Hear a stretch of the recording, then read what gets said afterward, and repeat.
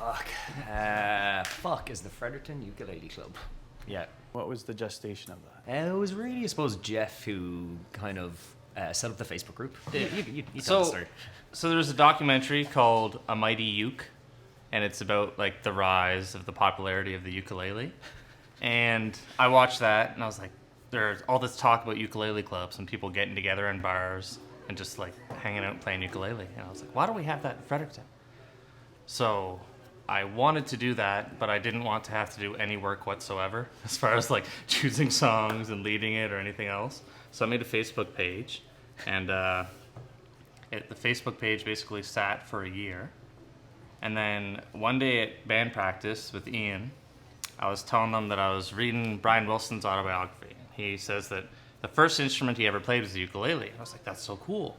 And Ian goes, oh yeah, well that was my first stringed instrument too. I was like, what are you, Crazy.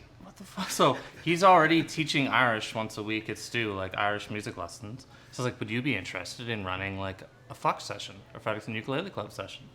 He's like, yeah, absolutely. Yeah, as long as we can call it fuck sessions. Yeah. Yeah. And then Which we do. And then it went from about like It's almost like the swingers club. Especially, there's a lot of people who come up here. I don't even think they're coming for the ukulele. They're just trying to gauge what's going on. I was like, is there a folk session on here tonight? I was like, it's ukulele club. They're like, oh, okay.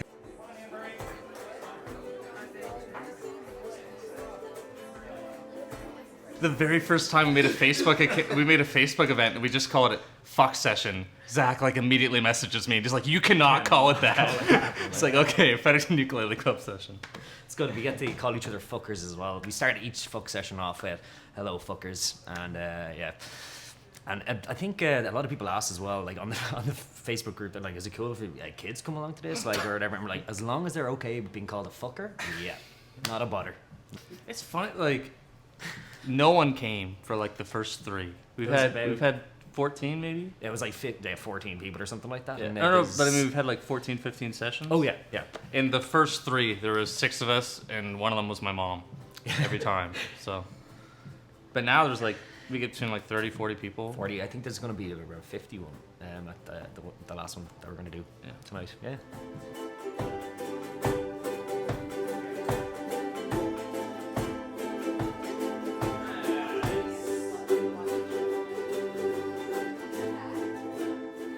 A lot of people who play ukulele, it's the only instrument they play, and they wouldn't necessarily be comfortable like going to a friend's house and jamming. I also think the ukulele is very underrated as well. Like people are like, oh, you play ukulele, okay, grand. But depends on the songs that you choose and how you do them as well. And you don't play very much, and you just sing, or vice versa. And no one's gonna like call you out and be like, oh, you know, like you didn't play along. What's going on? Everyone's just like, you're here, you're having fun. There's a couple like 13, 14-year-olds that come, and then we have like people in their at least 70s, like early 70s, that come out too.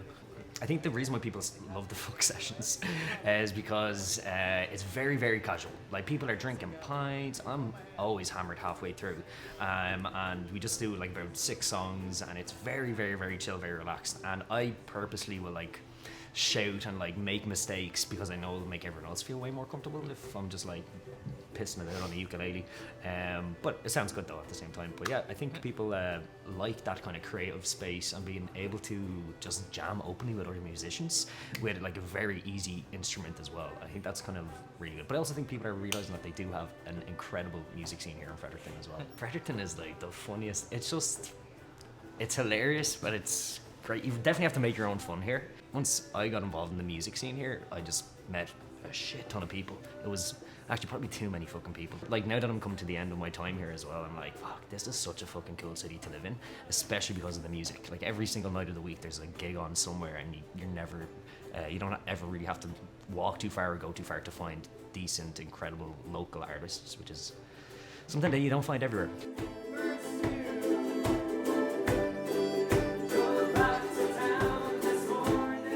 He'd never played a show before, like ever.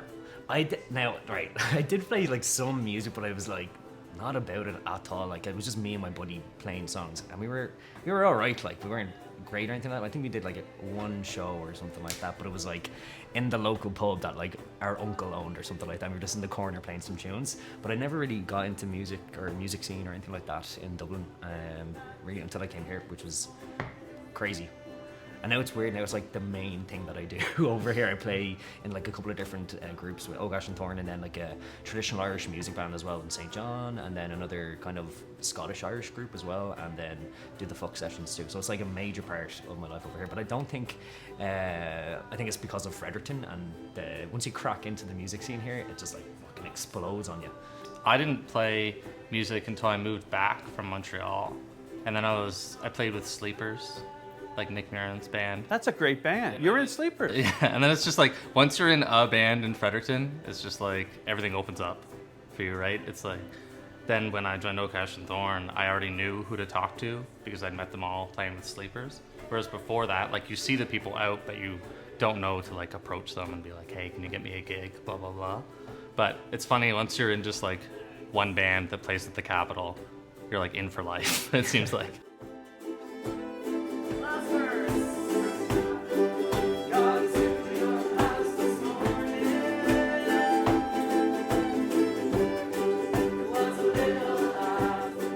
We've been branded. Yeah, we were late for our show on Tuesday because at 5:30 we decided to get tattooed before our show at 7.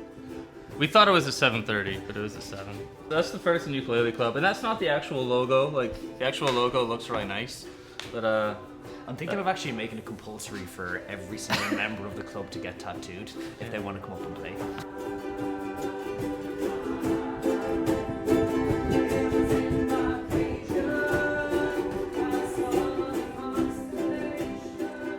I think it's been a success because just people are really comfortable playing. And people who maybe only know like 3 chords on the ukulele, I tell them straight up, I'm like, you don't have to know all these chords. Just play, if you're going through the song or whatever, that you see a chord, just play that chord and then just mute and strum along. And I might just work on your strumming. And like people are learning from each other, which is really cool. And it's just a great space and just really comfortable and completely chilled out as well. Then we did like a TLC song. TLC, yeah, we did Waterfalls. Oh, yeah, I did the fucking rap at the end. It was awful, for fuck's sake. I don't know what I was thinking. To me, like, I think a big thing is like, one of the best things to do is play music with other people, no matter what your instrument is. And this is just like the easiest entry point to do that for anyone. Because playing music with people is awesome.